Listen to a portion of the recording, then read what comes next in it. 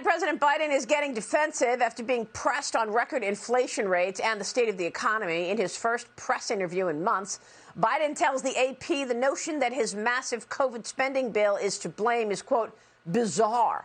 In that same interview, the president reiterating false statements that the U.S. has the lowest inflation rate in the world. Fox News' Peter Doocy pressing the White House on this comment. Watch. Why is the president saying that inflation is worse everywhere but here? As we have said, it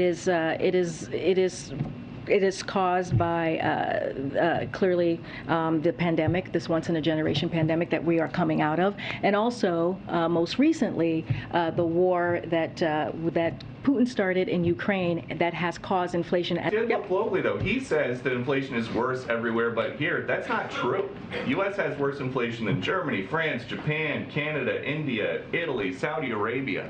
Well, so why is he saying that? I think what we are saying is that when you talk about inflation, it is a global thing. This is something that everyone is feeling because of coming out of a once-in-a-lifetime pandemic, because of the war that Russia has started in Ukraine.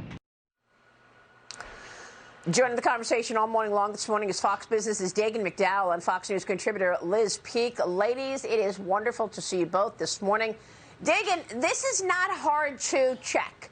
These are numbers that are documented every month, and it is clear that inflation is among the worst inflation in the world here in America. So what he said in that interview, once again, is false. We have a graphic showing all of the countries with a lower inflation rate than the United States, and yet he keeps pushing out these falsities, just like you said the other day. The U.S. economy is the fastest growing in the world. No, it's not. We're in a contraction. We need to accept that the commander in chaos is just going to keep lying about this. They show no evidence that they're going to change the falsehoods that they're peddling to the American people. But it doesn't even matter what the inflation rate is in all these other countries. Joe Biden is the president of the United States. Do something about it. He won't. But again, him talking about all these other nations, nobody gives a flying flip. He's the head of the United States.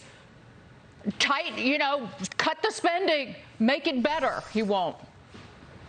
Unfortunately, they are doubling down on spending, Liz. You've got Chuck Schumer right now in meetings with Joe Manchin trying to get him to buy in on another reconciliation package.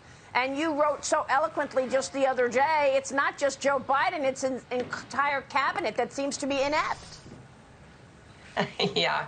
Well, I think Joe Biden is in a box because, in fact, it was reckless spending that ignited inflation here in the United States. We led the world into this terrible situation we find ourselves in.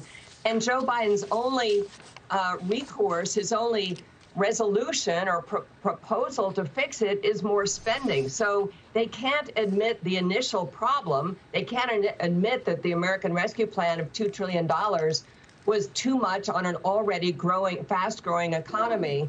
So they're in a pickle. They have no answers. And it's not just this. I mean, what's incredible to me is that the lies just keep on spooling out, whether it's talking about how consumer debt is going down. No, it's not. It's going up. Or savings are going up. No, it's going down. I mean, the problem is America has lost faith in this president. And that's a tough place to be when you're trying to rally the animal spirits to overcome what looks like an impending recession.